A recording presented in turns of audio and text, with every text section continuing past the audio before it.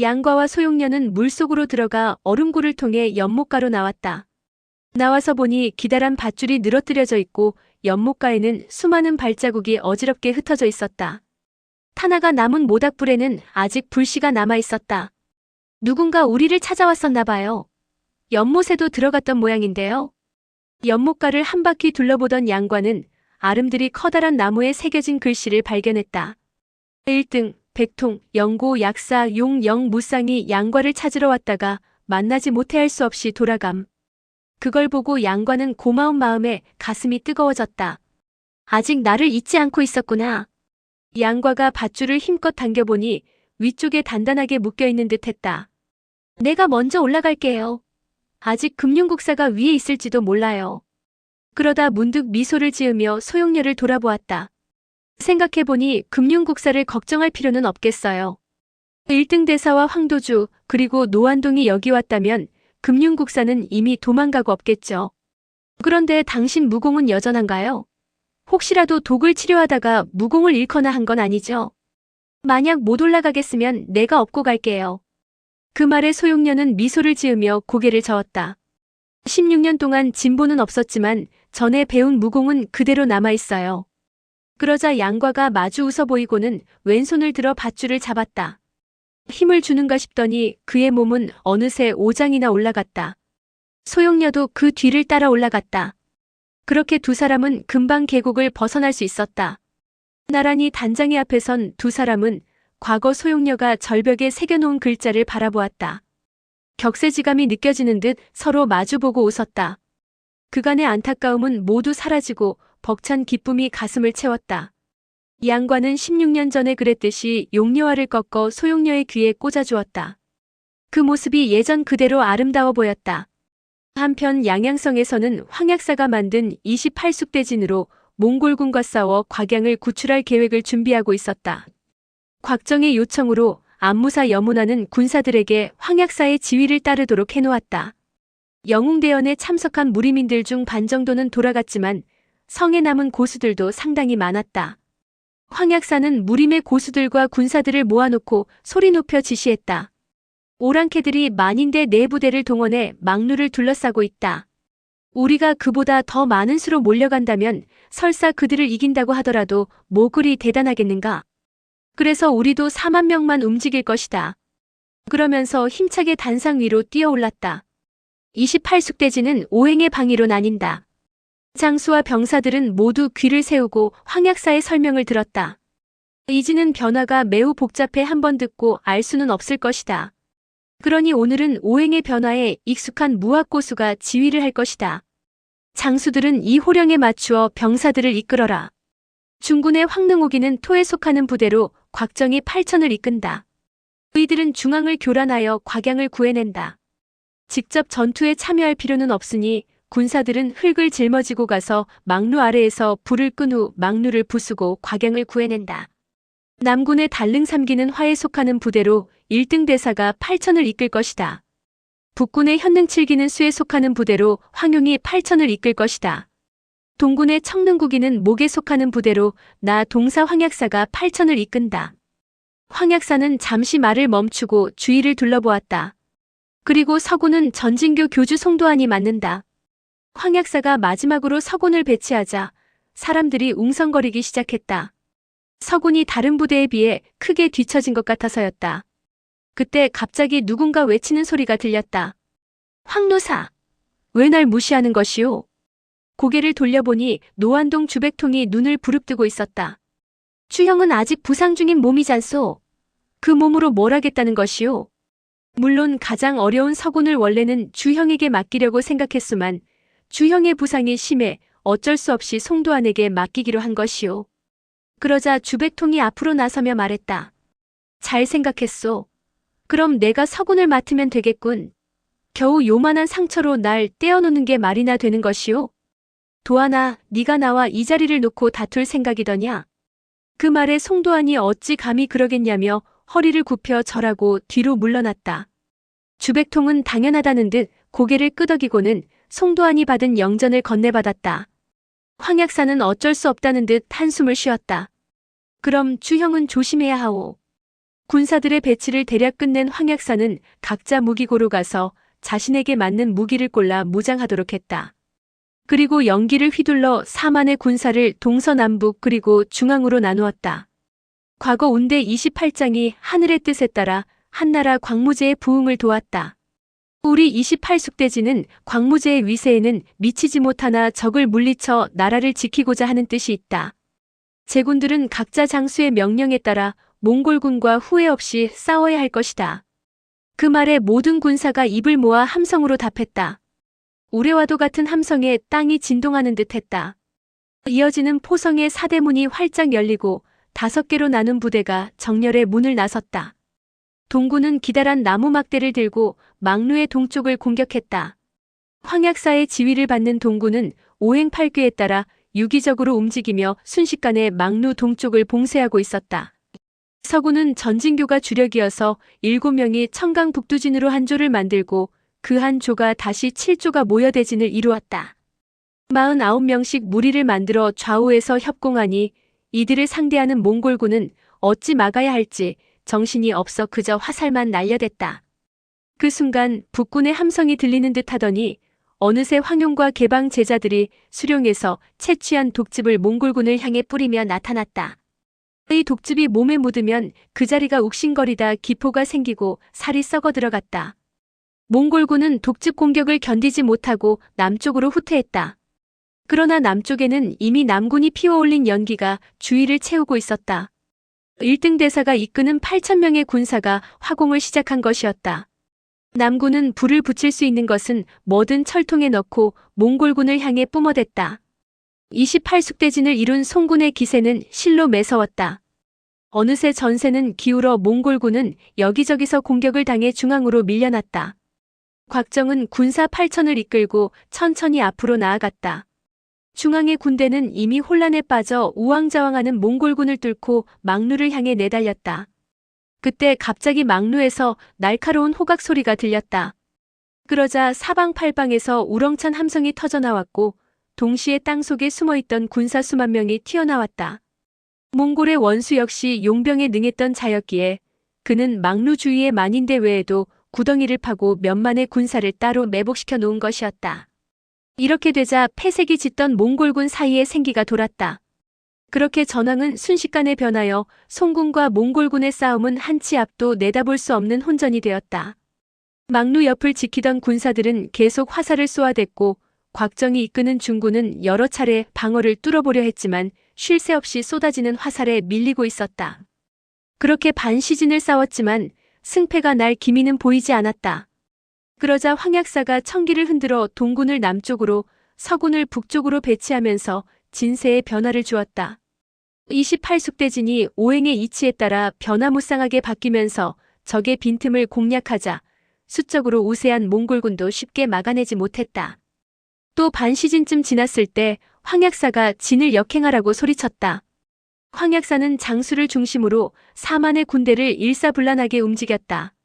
이렇게 진법을 몇 차례 바꾸며 서로 다른 부대가 번갈아 공격을 해대니 망루를 지키던 군사들이 버텨내기 힘들었다. 금융국사는 망루 위에서 전투를 내려다보며 내심 놀라움을 감추지 못했다. 예전에 황용이 작은 석진을 써서 자기를 막았을 때 쩔쩔맸던 기억이 떠올랐다. 그런데 지금 황약사의 진법은 딸인 황용의 것과는 차원이 다른 위력이었다. 그렇게 시간이 흐를수록 몽골군의 희생이 점점 커져만 갔다. 송군이 조금씩 망루를 향해 다가왔지만 금융국사는 차마 곽양의 몸에 불을 붙이지 못했다. 문득 고개를 돌려 곽양을 바라보니 두 손은 묶여있지만 머리를 꼿꼿이 쳐들고 있는 모습이 두려움이라고는 찾아볼 수 없는 표정이었다. 양아, 어서 아버지께 투항하라고 해라.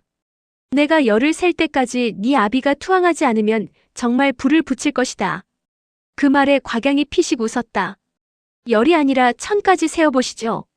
그러자 금융국사의 얼굴이 붉게 달아올랐다. 지금 내가 불을 붙이지 못할 거라고 생각하는 것이냐? 당신이 불쌍하다고 생각하는 거예요. 내가 왜 불쌍하다는 것이냐? 우리 아버지 어머니도 이기지 못하고 우리 외할아버지도 이기지 못하죠? 또 1등 대사, 노안동 주백통, 그리고 큰오빠 양과에게도 상대가 안 되잖아요. 그러니 절 이렇게 묶어놓는 것 말고는 방법이 없는 거 아닌가요? 양양성에서 저는 아주 작은 존재에 불과해요. 그리고 당신처럼 비열하지도 않고요. 참, 그래도 그동안 제게 잘해주셨으니까 사부라고 불러야겠죠.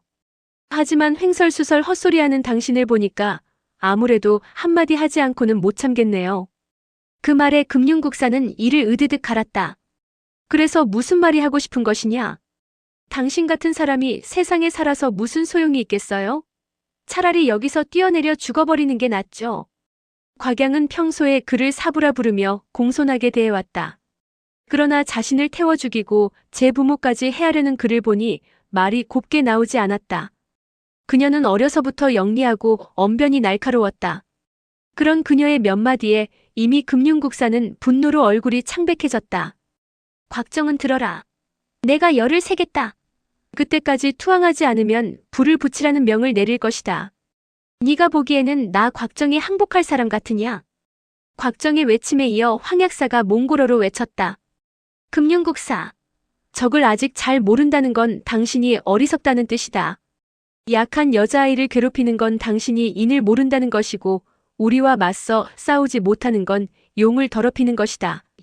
이처럼 어리석고 어질지 못하고 비겁한 당신이 무슨 영웅이라고 떠드는 것이냐? 절정곡에서 나에게 잡혔을 때 저 어린 양이 앞에서 18번이나 머리를 조아리고 목숨을 구걸하는 너를 저 아이가 살려주지 않았느냐? 제 목숨을 건지겠다고 은혜를 원수로 갚는 이 녀석이 몽골의 제1국사라는 게 어디 가당키나 한 일이냐? 사실 금융국사가 곽양에게 고개를 조아리며 살려주기를 애원했다는 건 지어낸 이야기였다. 하지만 계략이 뛰어나고 사려가 깊은 황약사는 군사를 움직이기 전에 곽정을 시켜 금융국사를 모욕하는 이 말을 몽골어로 바꾸도록 해서 기억했다. 그리고 지금 목소리에 내공을 실어 그 말을 수많은 군사에게 알린 것이다. 거기에 금융국사가 시인도 부인도 하지 않자 예로부터 용사를 존경하고 비열한 인간을 가장 경멸하는 몽골인은 모두 멸시하는 눈으로 막루 쪽을 바라보았다. 무릎 군대가 싸울 때는 사기가 왕성한 쪽이 이기게 마련인데 몽골군은 자기 편 장수가 이렇게 비열하고 수치를 모른다는 이야기를 듣고는 그만 사기가 꺾이고 말았다. 반면 송나라 군사는 사기가 충천해 더욱 세차게 달려들었다. 금융국사는 상황이 불리해지자 크게 소리쳤다. 곽정, 내 말을 잘 들어라. 내가 하나에서 10까지 세는데 10을 세는 순간 네 딸은 숫덩이가 될 것이다. 그러곤 숫자를 세기 시작했는데 금융국사는 숫자 하나를 셀 때마다 조금씩 시간을 끌었다. 곽정이 이런 압박을 견디지 못해 투항은 하지 않더라도 최소한 마음이라도 혼란스럽게 만들기 위해서였다. 곽정 황약사 1등 대사 황용, 주백통은 막루 아래에서 수백 명의 병사가 횃불을 높이 들고 금융국사의 명령을 기다리고 있는 모습을 보고 하나같이 마음이 다급해 전력으로 달려나가 곽양을 구하려고 했다. 그러나 막루 앞에 늘어선 수천 명의 정예군이 활을 당겨 화살을 쏘기 시작하자 가까이 접근할 수가 없었다. 화살이 빗발치는 가운데 점창어은, 양장로, 무수문 등이 몸에 상처를 입었고 전진교 3대 제자 중 2명과 개방 고수 10여 명이 목숨을 잃었다. 하물며 송군의 장수와 병사 중 다치거나 죽은 자는 이루 헤아릴 수 없이 많았다. 황용은 미리 곽부를 시켜 연희갑을 외할아버지에게 주었다. 전투가 너무도 치열할 터이기 때문에 혹시 딸아이를 구하려다 아버지가 부상이라도 입게 된다면 천추의 한이 될 것 같아서였다. 황약사도 딸의 이러한 효심을 알고는 그 자리에서 거절하지는 않았지만 나중에 몰래 연희갑을 벗어 주백통을 속여 그에게 입혔다. 이 때문에 주백통은 화살에 맞은 상처가 다 낫지 않았는데도 창이 숲을 이루고 화살이 비가 되어 쏟아지는 와중에도 아무런 상처를 입지 않았다. 주백통은 화살이 자기 몸에 맞자마자 하나같이 땅으로 떨어지는 걸 보고는 기쁨을 참지 못하고 앞으로 달려나갔다. 그의 장풍이 날아가는 곳마다 몽골 군사들이 하나씩 쓰러졌다. 금융국사는 7가지 센 다음 갑자기 곽양이 불쌍해서 목이 메었다. 더 이상 숫자를 셀 수가 없었다. 그 모습을 본 몽골의 원수는 상황이 급박해지자 금융국사를 대신해서 큰 소리로 남은 숫자를 셌다. 8, 9, 10. 좋다. 어서 불을 붙여라. 그러자 순식간에 막루 곁에 쌓아둔 장작과 집단에 불이 붙고 불꽃과 연기가 치솟았다. 금융국사는 정말로 곽양을 불태워 죽일 생각은 없었지만 전투가 길어지고 승산이 보이지 않자 총사령관의 명령을 막을 수 없었다. 곽정이 이끄는 8,000명의 환기군은 모두들 등에 흑포대를 짊어지고 있었지만 막루로 접근하지 못해 안타깝게 발만 굴렀다. 황용은 검은 연기 속에서 불길이 치솟는 걸 보고는 얼굴이 창백해지면서 금세라도 쓰러질 듯했다. 그 모습을 보고 야율제가 황용을 부축해 일으켰다. 장모님, 후진으로 가셔서 잠시 쉬고 계십시오. 제가 목숨 걸고 처제를 구해오겠습니다. 바로 그때 멀리서 천둥 소리 같은 함성이 들려왔다. 그 소리에 놀라 모두들 고개를 돌려보니 언제 나타났는지 모를 수만의 몽골군이 양측에서 양양성을 공격하고 있었다. 만세, 만세, 만세. 함성을 울리며 몽골군이 데칸 몽가의 깃발인 구모대독을 휘날리며 양양성으로 돌격했다. 데칸이 직접 지휘하는 몽골의 정예군이 어느새 양양성을 포위하고 있었다. 한편 막루 근처에서 전투를 벌이던 곽정은 막루에서 불길이 치솟는 걸 보고 막 막루 위로 뛰어오르려는 찰나 갑자기 후방에서 큰 함성이 들려 고개를 돌려보았다. 아뿔싸, 오랑캐의 계략에 빠졌구나. 안무사가 나약해서 성 안에 군사가 많아도 지휘할 사람이 없으니 이러다가 대사를 그르치겠구나. 사실 곽정과 황약사는 성에서 출격할 때 혹시라도 적이 빈틈을 노려 기습할 것을 대비해 미리 엄중한 방비를 세워놓았다. 그러나 안무사를 믿고 있을 수만은 없었다. 딸아이를 구하는 건 작은 일이고 성을 지키는 건 큰 일이다. 곽정은 막루 앞에 적병이 이토록 완강하게 저항할 줄은 예상치 못했다. 또 몽골 데칸이 막루 앞에서 벌어진 전투는 무시하고 위험을 무릅쓰고 직접 성을 공격할 줄은 상상도 하지 못했다. 곽정은 마음을 굳게 먹기로 했다. 장인어른, 양이는 상관 말고 급히 적의 후방을 공격하십시오. 황약사가 고개를 돌려보니 화염이 점점 막루를 휘감고 금융국사는 긴 사다리를 타고 내려오고 있었다. 높은 막루 위에는 곽양만 남아 있었다. 그 모습을 보고 황약사는 순간 눈물이 핑 돌았다. 그라고 해서 어찌 이래 경중을 모르겠는가? 곽양 한 사람의 목숨이 어찌 양양성의 군사들과 백성 모두의 안위보다 중하겠는가? 어쩔 수 없지. 황약사는 고개를 떨구며 길게 한숨을 쉬었다. 그러고는 기수에게 청기를 휘두르게 하여 군대를 남쪽으로 돌렸다. 곽양은 높은 막루 위에 묶인 채 부모와 외할아버지가 돌아가는 모습을 지켜봤다. 그리고 시커먼 연기와 뜨거운 불길이 기둥을 타고 올라오는 모습을 보며 자신이 곧 불길에 휩싸여 죽을 것이란 걸 직감했다. 그녀는 처음에는 어찌할 바를 몰랐지만 막상 죽음이 코앞에 닥치자 오히려 마음이 평온해져 고개를 들어 멀리 북쪽을 바라보았다. 눈앞에 그림처럼 아름다운 푸른 강산이 펼쳐졌다. 이렇게 아름다운 세상을 놔두고 죽어야 한다니. 큰오빠는 지금 어디에 있을까? 계곡에서 빠져나왔을까? 양과와 함께했던 며칠을 떠올리며 그녀는 큰오빠를 다시는 만날 수 없겠지만 그래도 지난 3번의 만남이 평생의 위안이 될 만하다고 생각했다. 그녀는 위험한 지경에 빠져 있었지만 마음은 오히려 평온해졌다. 몽골군과 송군이 벌이는 치열한 전투에는 더 이상 마음을 기울이지 않고 계곡으로 달려갔던 지난 날을 회상했다. 그때 그녀의 귀에 맑은 휘파람 소리가 들렸다. 그 소리는 바람에 실려와 수많은 군사의 함성을 완전히 압도했다. 이 휘파람 소리, 환청인가? 곽양은 가슴이 떨려 눈을 크게 뜨고 사방을 살폈다. 이 소리는 그때 양과가 맹수들을 꼼짝 못하게 만든 그 휘파람 소리가 틀림없었다. 휘파람 소리가 나는 쪽을 바라보니 서북 쪽의 몽골군이 나뒹굴며 양쪽으로 갈라지고 있었다. 그 위에 두 사람이 칼과 창의 숲을 뚫고 마치 큰 배가 물결을 가르듯 달려오는 모습이 보였다. 그 두 사람 앞에서는 커다란 새 한 마리가 두 날개를 펼쳐 거센 바람을 일으키며 날아오는 화살을 모두 떨어뜨렸다. 이 커다란 새는 바로 양과의 신조였다. 곽양은 반색을 하며 그 두 사람을 응시했다. 왼쪽 사람은 푸른 관의 황포를 입은 양과였고 오른쪽에 있는 사람은 흰옷을 펄럭이는 미모의 여자였다. 두 사람은 모두 장검을 들고 춤추듯 하얀 검광을 펼치며 신조의 뒤를 따라 막루로 달려왔다. 그 모습을 보며 곽양이 소리쳤다. 큰오빠, 그분이 바로 소용녀인가요? 양과 옆에 있는 사람은 바로 소용녀였다. 그러나 워낙 멀리 떨어져 있었기 때문에 양과는 곽양의 말을 듣지 못했다. 신조가 앞장서서 두 날개로 바람을 일으키며 길을 열자 날아오던 화살들이 모두 빗나갔다. 홍몸에 맞는 화살이 있더라도 이미 힘을 잃었기에 몸에 맞아도 그냥 떨어질 뿐이었다.